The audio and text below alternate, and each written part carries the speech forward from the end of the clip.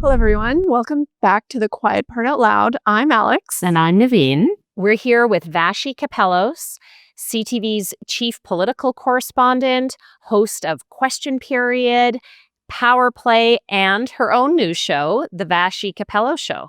Welcome, Vassy. Thank you for being here. Thank you so much for having me. Now, with this podcast, we always start the same way. We ask all of our guests the same question because it helps really to get to know you a little better. So if someone were to make a movie about your life, what would surprise the audience and what type of movie would it be? First of all, I hesitate to say it'd be entertaining in any way because I feel like there's nothing that thrilling about my life. It would be like a comedy. Like I actually don't take myself very seriously at all. I think there's a lot of ridiculous things that I've been a part of, that I've done to myself, that I've, experienced in some way. And I love to like make fun of myself and laugh about it. And so maybe something Comedy, like that. lighthearted. And then maybe the story, it would be sort of like Mary Tyler Moore, like, like plucky girl gets through crap to, have a great career and get to enjoy it for a few years. That would be fun. That would be about it. Yeah. That would be fun. Well, I would watch it. I would watch it. Yeah. Yeah. Maybe the only two who wait. Thank you. Yeah. So you've spent a lot of time talking to politicians across the spectrum and across the country. What do you think Canadians misunderstand most about politics and how things actually work behind the scenes?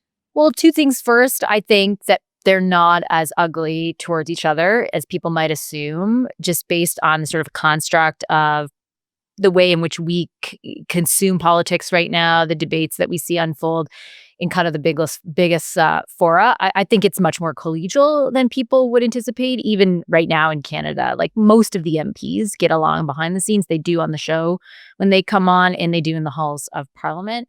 The other thing, though, that I would say is that I think people still assume that politicians believe it's part of their job to take hard questions. And my sense is politicians less frequently believe that is the case. You put them on the spot. You hold them accountable.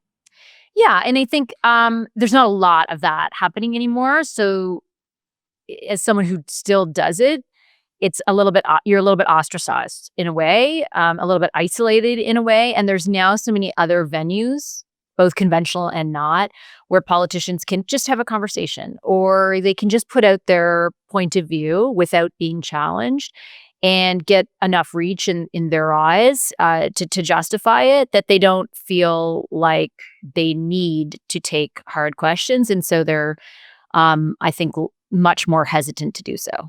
Do you know when a question is going to be like a real zinger? Can you sense it? Or is it more of an interaction between the two people? It depends on who I'm interviewing. And in general, like, is it a politician who's currently in office, or is it a different kind of voice that's more focused on analysis? I approach interviews very differently. Mm-hmm. If it's accountability and it's someone who currently holds office, I don't start my interviews with like, how do you feel? It's a rule of thumb for me. Like, I don't necessarily go in like, I'm going to give a zinger off the top or anything, but I don't waste time with warming them up. So I think to myself, either like, what is something that I need a specific answer to so I can ask very directly, or what is the primary line of accountability here? And I will start my question, like my first question, on that.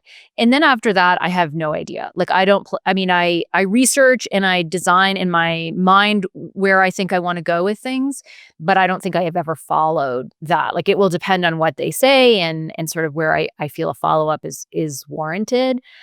Sometimes in the moment, like I know when I'm going in for the kill, if that makes sense. And that's a terrible way to put it.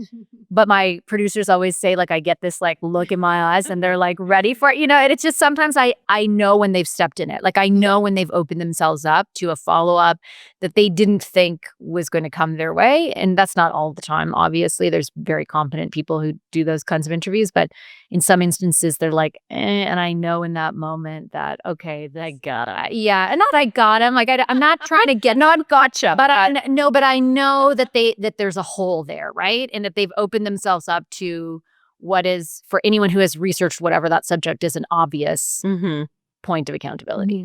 Mm-hmm. Yeah. And then does that surprise you when that happens? And how do you no, it doesn't. Nothing surprises you anymore? No, I don't think so. I feel like I've heard it.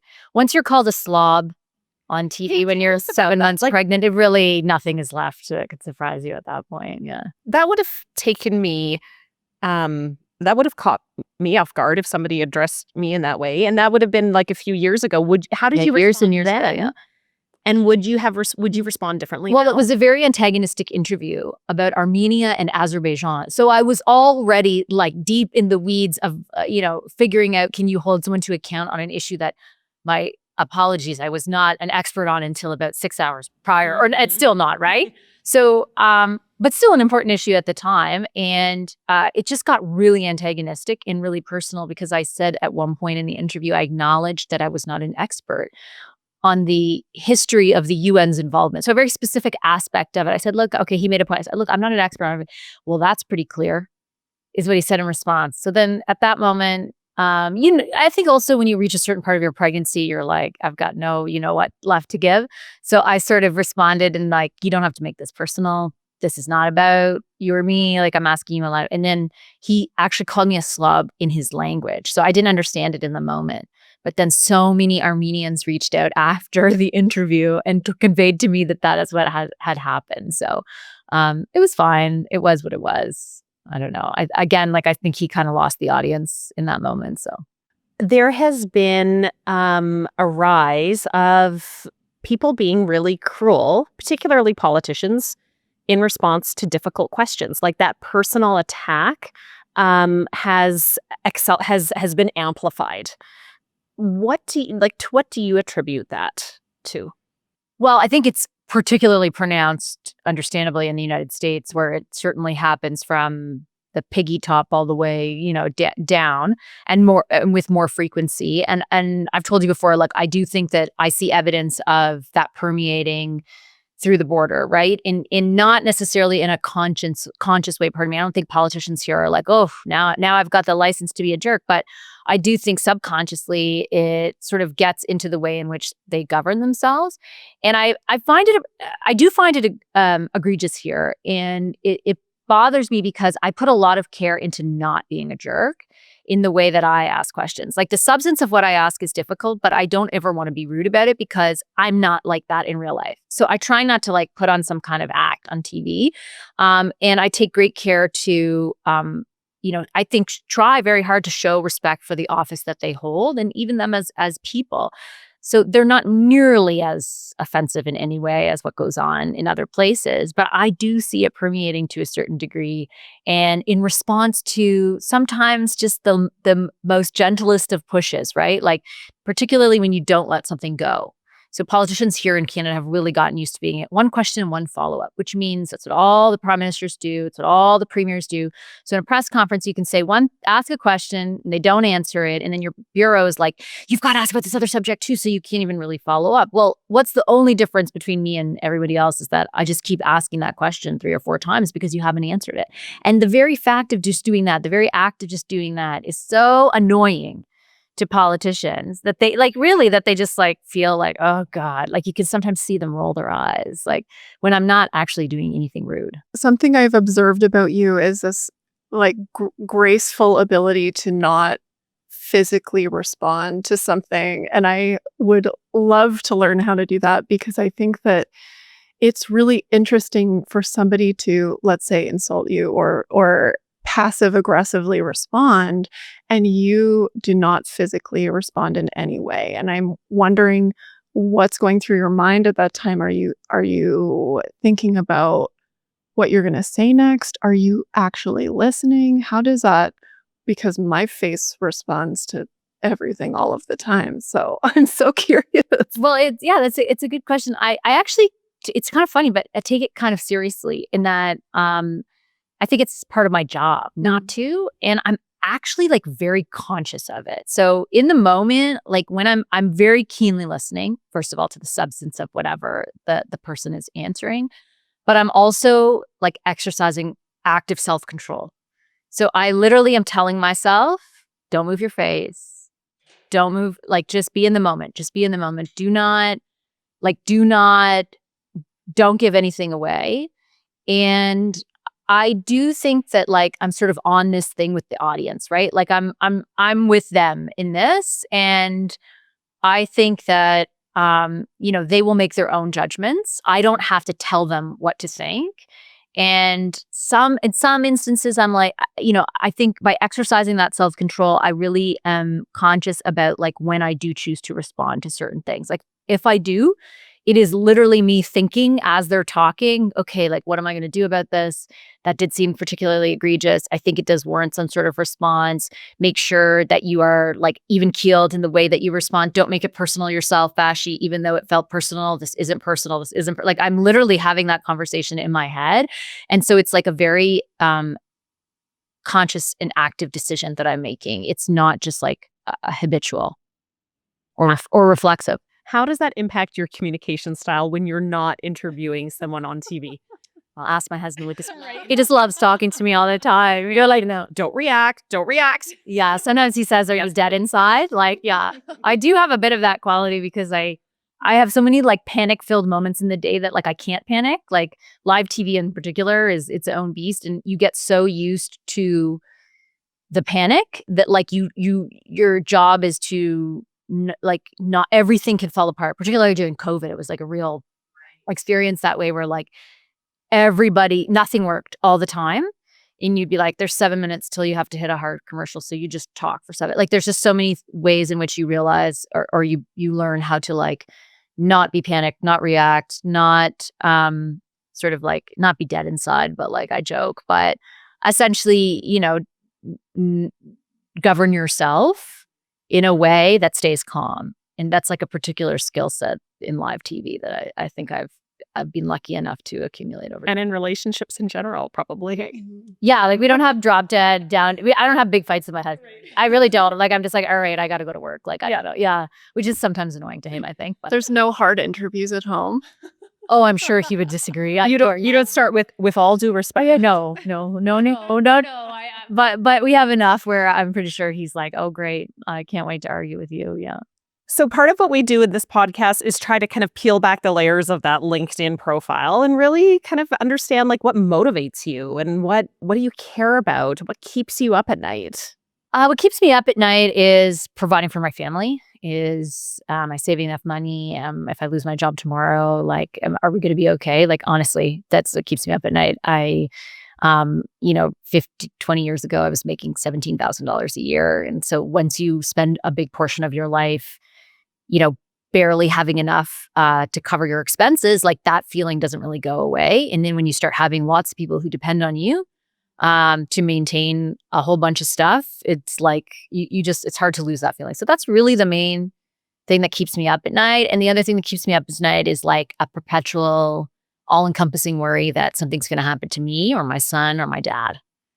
And after losing my mom, like the suddenness of that, it's been 15 years and like I cannot, it's sort of a level of anxiety. I think a lot of moms experience some of it postpartum. Mine is like not really unique to postpartum.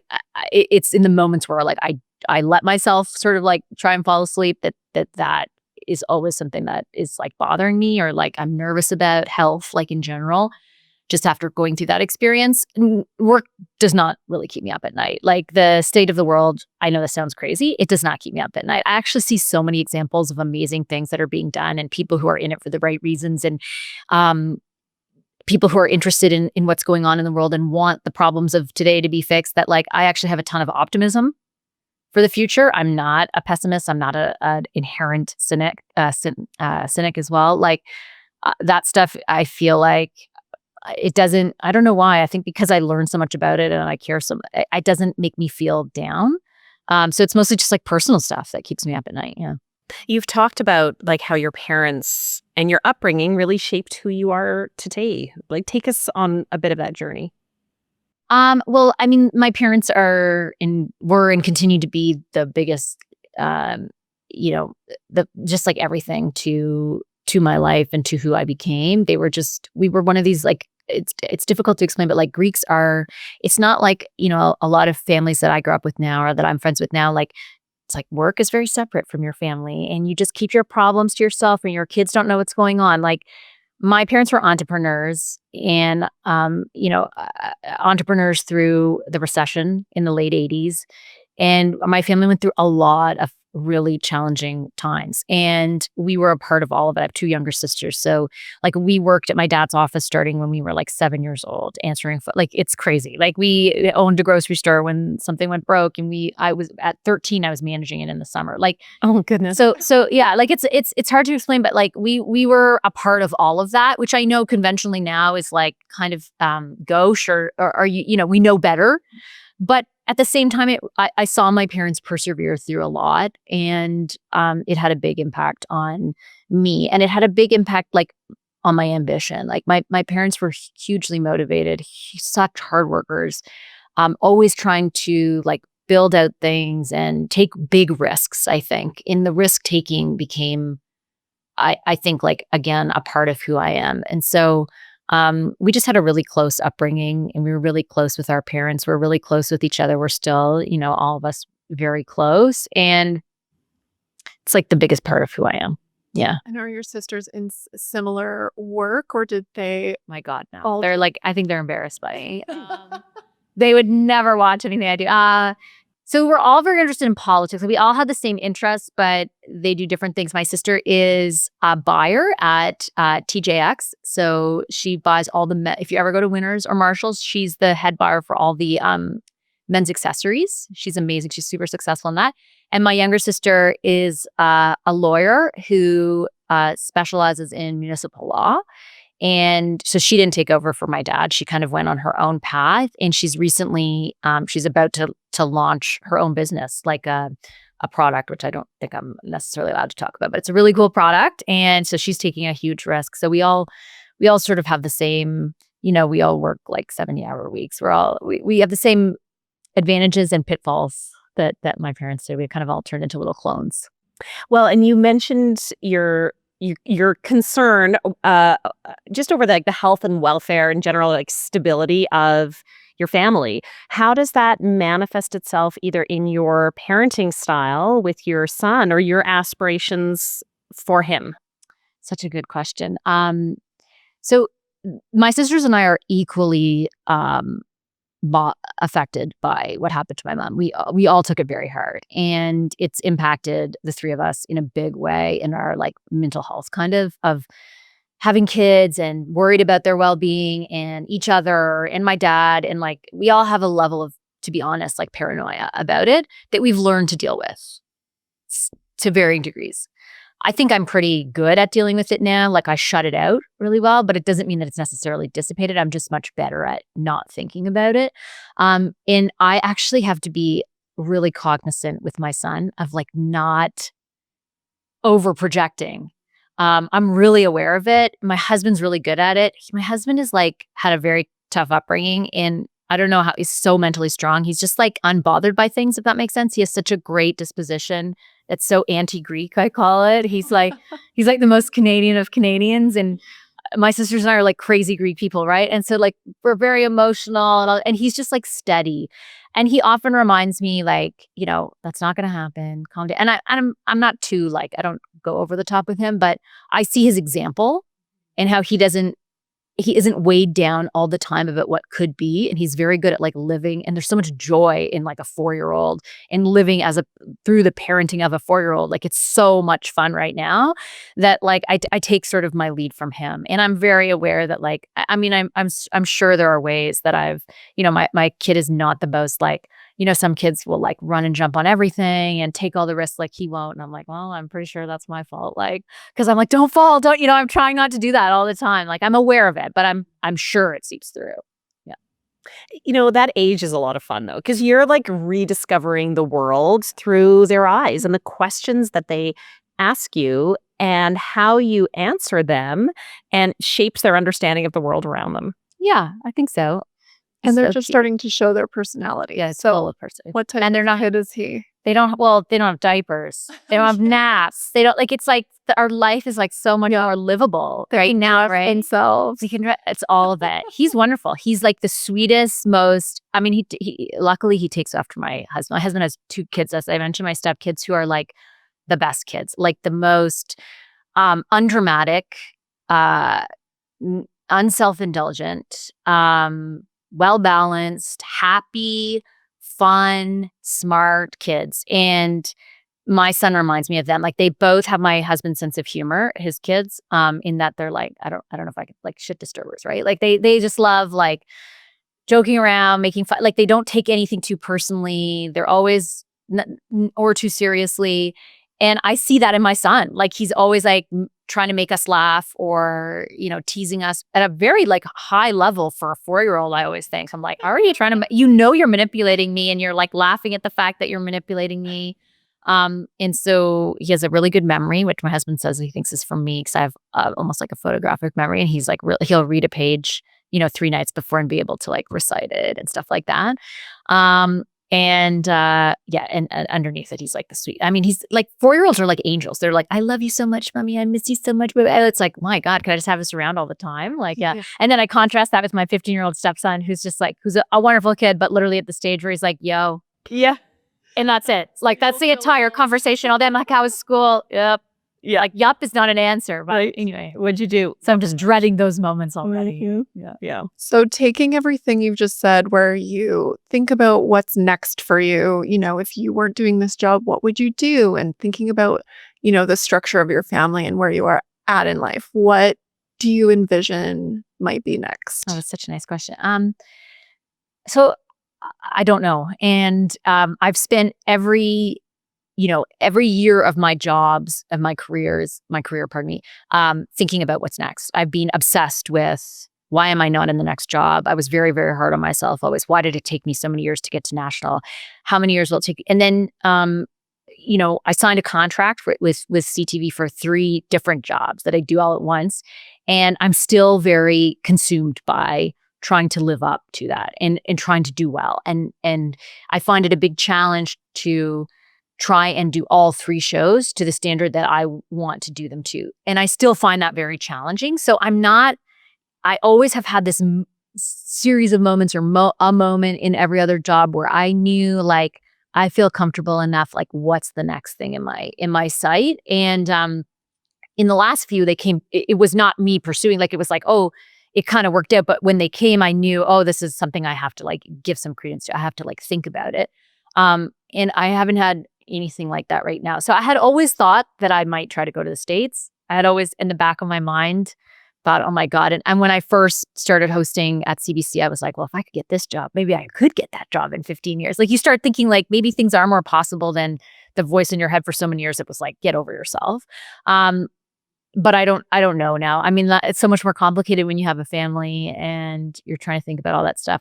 I can't, whenever someone asks like, what else would you be doing? I can't actually picture myself doing anything else. I have such a love for this job. Like, the moment might come. I've sort of made my peace with that. In reality of the industry is what it is.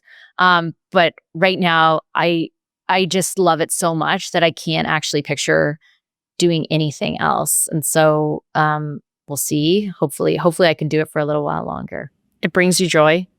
Oh, so much joy. Yeah. Fulfillment. All of it. Like, it's the best. I cannot even tell you.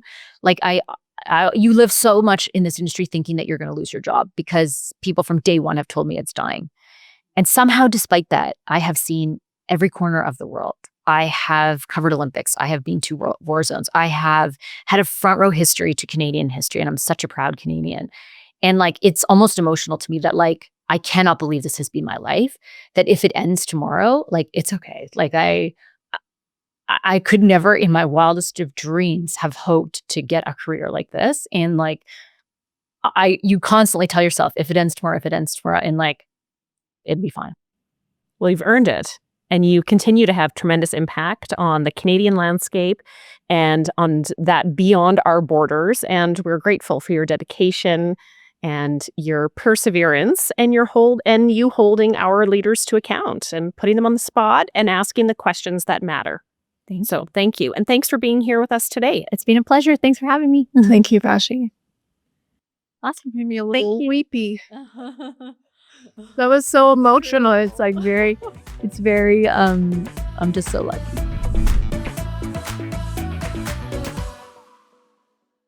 The Quiet Part Out Loud is produced by Access Connects and brought to you by Oh, wait, is there a sponsorship opportunity there? Learn more at accessconnects.com.